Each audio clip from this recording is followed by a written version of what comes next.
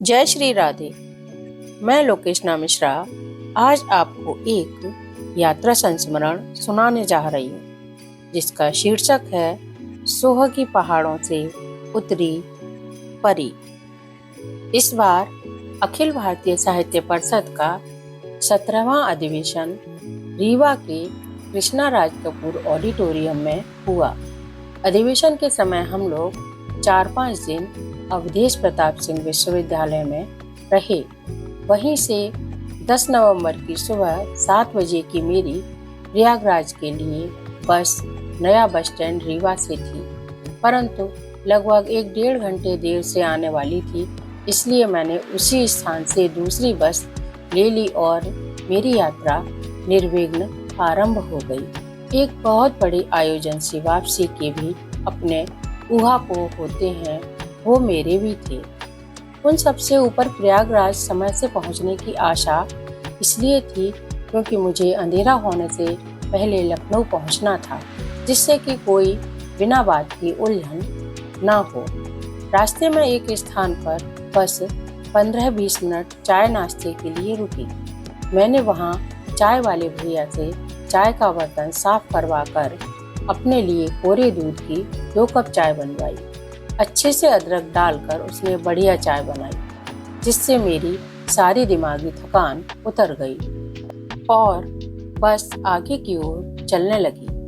Sleeper bus थी, सो मैं पैर लंबे करके बैठी हुई अपने पीछे छूटती पथरीली और हरी पहाड़ियों को देख रही थी। तभी अचानक से मेरी आंखों के सामने एक लाल रंग की लंबी कली आती है। बाद में मैंने देखा कि वह गुड़हल की कली है और उस कली को बढ़ाने वाली वो एक लाल परी सी लड़की है, जिसे पहले से जानने का कोई विकल्प नहीं, पर उसकी मुस्कान से उसके पहचाने से होने का भ्रम मुझे होने लगा।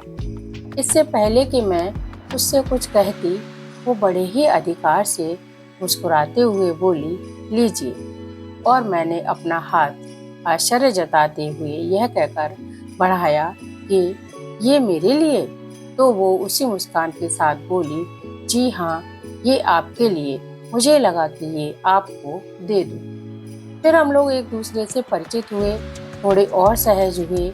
मैंने खुशी से कहा यही उसका नाम है कि वो अपनी दी हुई कली के साथ मेरी और अपनी एक तस्वीर ले दें। तस्वीरें, फ़ोन नंबर आदि का आदान प्रदान हुआ। उस गुड़हल की कली को मैंने अपने छोटे वाले बैग में सुरक्षित कर लिया।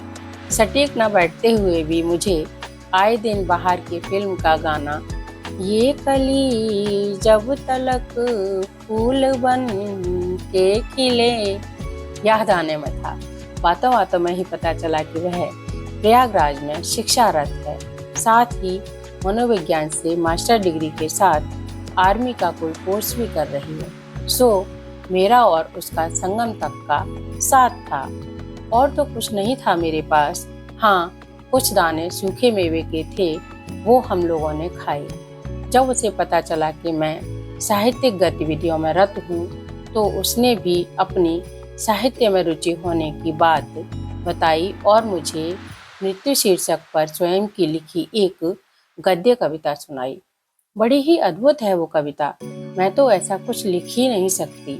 मैंने उसे अखिल भारतीय साहित्य परिषद में जुड़ने को कहा यदि वह इच्छुक हो तो, परंतु वह सहर्ष तैयार हो गई और बोली कि मैं यहाँ प्रयागराज के संगठन से जुड़ना चाहूँगी। मैंने उसी समय उसका नंबर संगठन मंत्री को दिया। सामान्य सा परिचय हुआ हम दोनों का।